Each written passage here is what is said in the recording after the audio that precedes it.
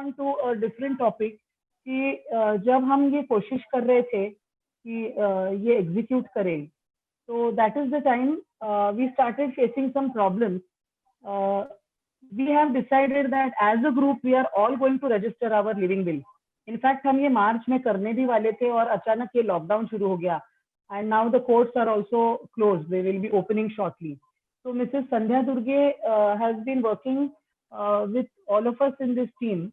She is a social service superintendent at Regional Mental Hospital, Nagpur. She has written more than 100 articles in local newspapers. So, and she is also a story writer, a story narrator. She has 30 years of experience of counseling. She has been the former president of Indian Epilepsy Association Nagpur chapter, also a life member of Swikar Nagpur. She is a founder member of Samvad, which is the epilepsy support group in Nagpur. And she is working with us in Niche Advocacy Foundation as an advisor. And she is extremely enthusiastic and serious about taking charge of Mrutyunjay as a project. So over to you, Sandhya ma'am. So about the practical difficulties that we have faced and we are still facing in implementing this. Yeah, am I audible? Yes, ma'am. Okay. Good evening, everybody. आज सब लोगों को आप यहाँ देखकर मुझे बहुत खुशी हो रही है कि जैसे मैडम ने कहा कि बहुत मनहूस विषय के लिए सब लोग सोचते हैं, मृत्यु की बात जब निकलती है तो ऐसे मनहूस विषय के बारे में भी डिस्कशन करने इतने सारे लोग आते हैं. तो यही आज के लिए हमारी खुशी की बात है कि शायद यहाँ से कुछ नया अपने को मिलने वाला है. और अभी तक डॉक्टर रूप गुलसहानी और बाकी दोनों स्पीकर्स, उनसे भी हमने काफी कुछ बातें सुनी हैं. रूप सर का जो भी कहना था उससे मैं बहुत सहमत हूँ. मेरी आधी बातें तो सर ने जैसे कह दी और मेरा काम बहुत हल्का हो गया. तो जैसे सर ने भी कहा कि पाश्चात्य देशों में भारत के हिसाब से तो लिविंग विल की बात कोई नई नहीं है और हमारे लिए वो काफी नई है. तो हमें लिविंग विल के बारे में जानना तो जरूर है और उसके लिए हमको समय भी बहुत देना पड़ेगा. और हमारे देश में अभी भी जन्म और मृत्यु को लेकर बहुत सारी श्रद्धाएं, अंधश्रद्धाएं, कल्पना, विचार काफी कुछ है. और ज्यादातर तो मृत्यु को लेकर हर समाज में अलग अलग मान्यताएं हैं. और पढ़े लिखे लोग क्या, अनपढ़ क्या, गरीब, अमीर या फिर कोई भी कास्ट के लीजिए, कि वो लोग इस बारे में बात करने से बहुत कतराते हैं, इसलिए कि हमेशा ही मृत्यु को अशुभ माना गया है और लोग इस विषय पर बोलना तो दूर, विचार तक करना नहीं चाहते. और यही वजह है कि लोग मृत्यु को आनंददायी करने की जगह उसे रोकने या टालने की कोशिश में लगे रहते हैं. लेकिन मृत्यु तो शाश्वत सत्य है, हर किसी को आना ही है और हर किसी को ये फेज अनुभव भी करनी है. तो क्यों ना हम इस मृत्यु का सामना बहुत हिम्मत से करें और बच्चों से लेकर बूढ़ों तक यह जानकारी देकर हर किसी को शिक्षित भी करें. हम सबको पुरानी बात मालूम है, पुराने जमाने में हमारे जो बुजुर्ग थे घर में, तो उनका अंतिम समय जब पास आता तो वो खुद भी समझ जाते और अपने रिश्तेदारों को बुलाओ भेजते, किसी को, बेटी को बुलाओ, दामाद को बुलाओ या फिर नाना नानी में से किसी को बुलाओ या बुआ को बुलाओ, जैसे भी है. तो रिश्तेदारों को सबको बुलाकर उनसे बातें करते, उनके साथ थोड़ा समय बिताते. और ऐसा ही समय आया तो सबके सामने उनकी उपस्थिति में ही अपने प्राण त्यागे. It was a kind of ceremony. वो एक काफी अच्छा और आनंददायी मृत्यु कहा जाता था. और वह बुजुर्ग पहले से ही बोलते थे कि हमें हॉस्पिटल में मृत्यु कतई पसंद नहीं है. वो टेस्ट, ट्रीटमेंट्स, नीडल्स, ट्यूब्स और कितनी सारी बातें, तो इनके साथ मृत्यु कतई ही आनंददायी नहीं हो सकता है. इस मृत्यु को आनंददायी बनाने के लिए ही आज हम यहाँ पर सारे लोग जमा हैं और सोचना भी है उसी के बारे में हमको कि यह मृत्यु हम किस तरीके से आनंददायी कर सकते हैं. Gradually, with the advancement of science, the age of death of man increased, and the best treatment for various ailments become available, thus prolonging man's life and age. In the meantime, the economy changed. Medical treatment became more expensive because of the availability of money. As a result, people's medical expenses became more expensive. But for all individuals, it was difficult to continue treatment for all ailments because some diseases occur with the age. Medication won't make much difference. In such situation, they try to keep these people alive by giving them drugs again and again using life-saving systems. अभी हम और एक बात देखेंगे कि supreme court के जो decisions आए हैं उसमें under Article 21 of the Constitution, the Supreme Court has mentioned that not only a person has the right to live with dignity, but also has the right to dignified death and to decide the procedure of death. But this clause is seen as a way to live life with dignity, but people ignore death with dignity. Actually, supreme court के बारे में जो भी supreme court ने जो भी decision दिया है, तो उसके हिसाब से उन्होंने जितना डिग्निफाइड लाइफ के बारे में बोला है, उतना ही डिग्निफाइड डेथ को भी इम्पोर्टेंस दिया है। लेकिन आज के ज़माने में हम लोग अभी भी डिग्निफाइड डेथ को थोड़ा-सा इग्नोर ही कर रहे हैं और इसमें कुछ रीज़न्स हैं, जिसकी वजह से ही हम लोग इन सब बातों को बहुत इम्पोर्टेंस नहीं दे रहे हैं या फिर टाल रहे हैं। तो जैसे कि लिविंग विल की बात मैंने अभी सामने रखी, कुछ लोगों के साथ मैंने इस प्रोग्राम के बारे में बात की, तब उन्होंने कहा कि भाई ये कोई मरने की उम्र है, इस बारे में हम अभी से क्यों सोचें? इस बारे में बोलना तो ठीक ही नहीं है। जब टाइम आएगा तब हम सोचेंगे, तब हम देखेंगे। तो सीधी भाषा में डेथ विषय को सब लोग फॉरवर्ड करते हैं और इसका सबसे पहला कारण काफ़ी लोगों में देखा गया है कि वो डेथ से डरते हैं। फ़ियर ऑफ डेथ उनमें बहुत ज़्यादा है और जिसकी वजह से कोई भी अपना ये विषय आगे लेकर नहीं जाना चाहता है। जब समय आएगा तभी देखेंगे, ऐसा कहकर टालने लगते हैं। तो अकॉर्डिंग टू सर्वे, पहले कुछ सर्वे हुए हैं, तो ये सर्वे में पता चला है कि 73% लोग जो है लिविंग विल क्या है उसके बारे में नहीं जानते। जैसे अभी रूप सर ने भी कहा कि हमारे लिए बहुत नई कॉन्सेप्ट है। लोग 40-50 साल आगे हैं, हम लोग काफ़ी पीछे हैं। तो इसलिए मैंने जितने लोगों से बात की, ऑलमोस्ट 73% लोगों का रिज़ल्ट यही दिखा है कि उनको लिविंग विल क्या है वो नहीं मालूम।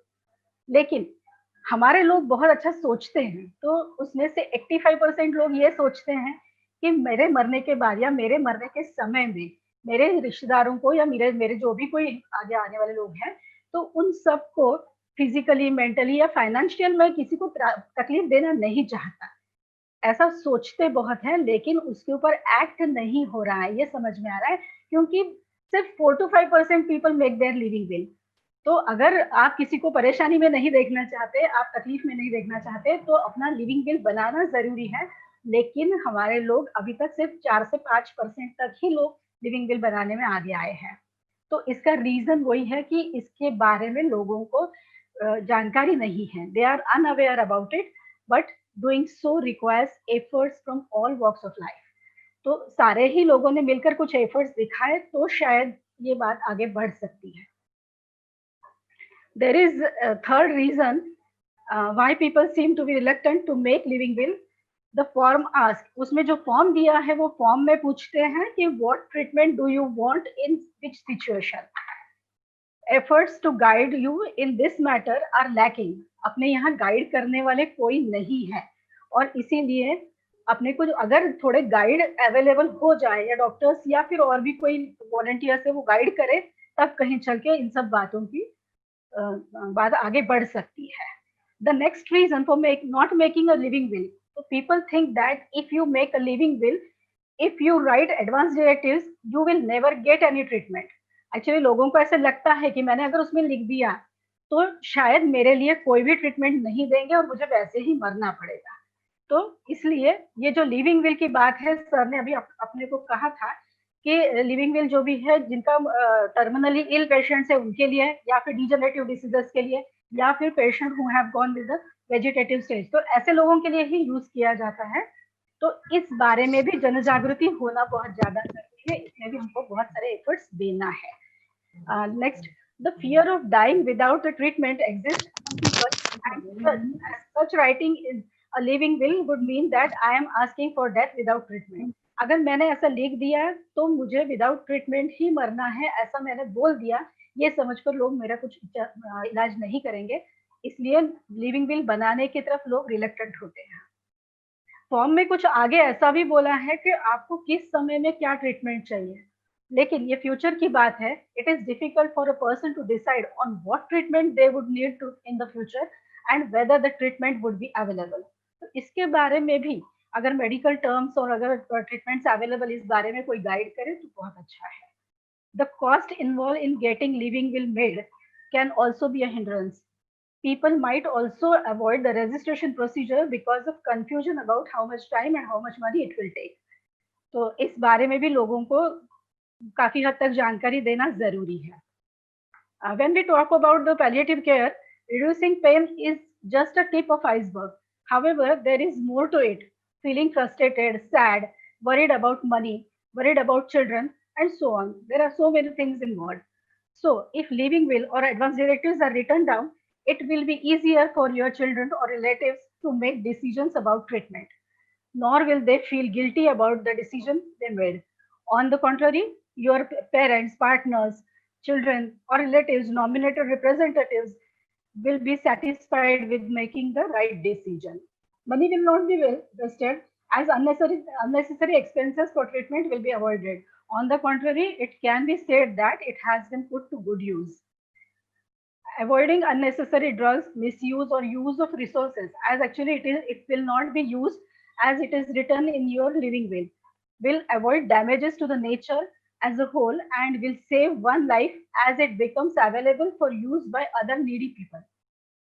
Just like some of the social barriers that we discussed, the provision in the law also prevent people from making a living will.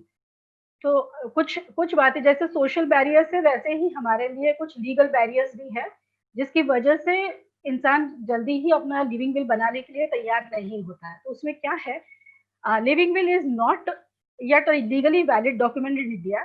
Though it is not legal, writing your will on a paper is not illegal.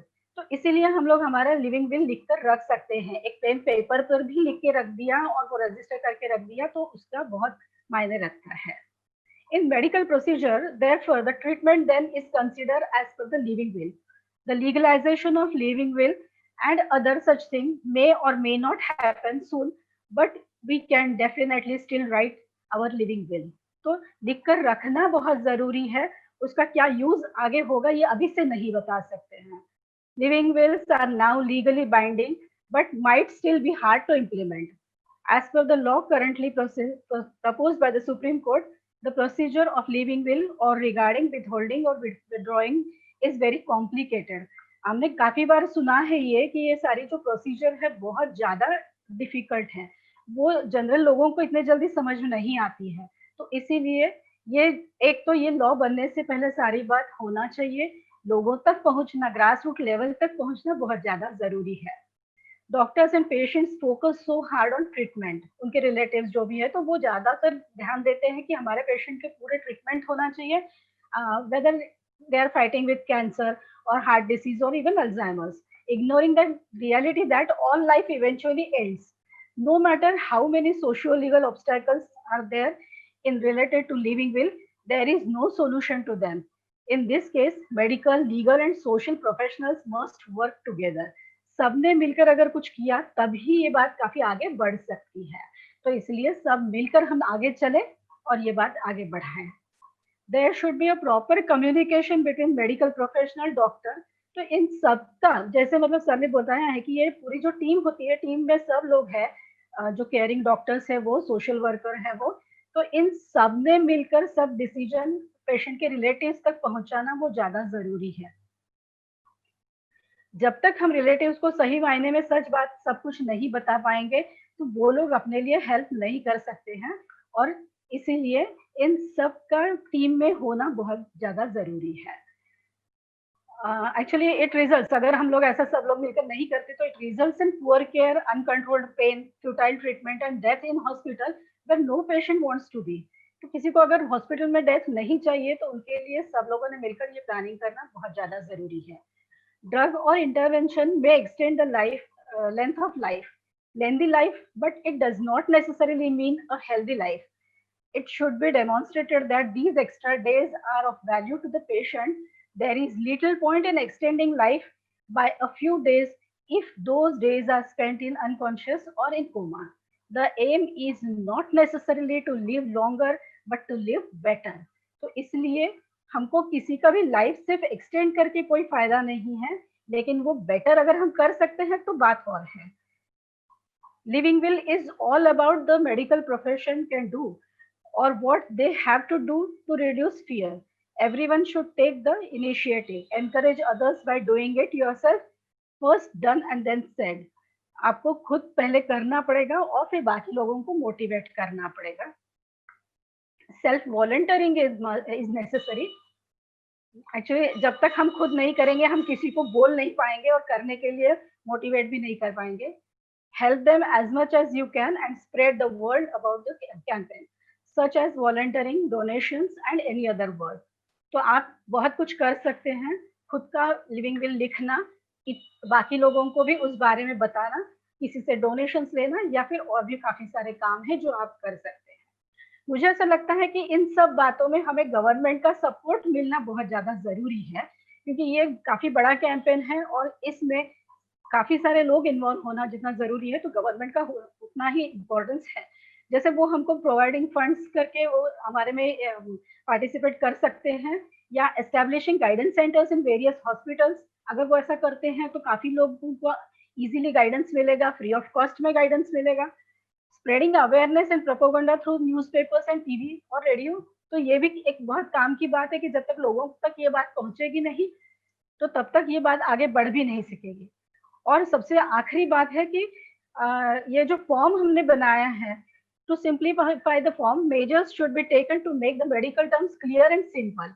और तब तक हम कुछ नहीं कर पाएंगे जब तक लोगों को ये बात आसानी से समझ नहीं पाएगी. थोड़ी देर पहले हम लोग और बात कर रहे थे और जब हमने देखा कि इंडिया बहुत पीछे है, लेकिन फिर भी केरला स्टेट फिर भी सभी स्टेट से बहुत आगे है. केरला का इस बारे में काफी सारा काम है और मुझे ऐसा लगता है कि ये सारा काम महाराष्ट्र में भी उतना ही अच्छा होना चाहिए और आगे चल के हमारे कंट्री में भी पूरा इतना ही अच्छा होना चाहिए. तो what is needed is volunteers. आप लोगों में से मुझे वो volunteers मिलने वाले हैं, ये बात मैं चाहती हूँ.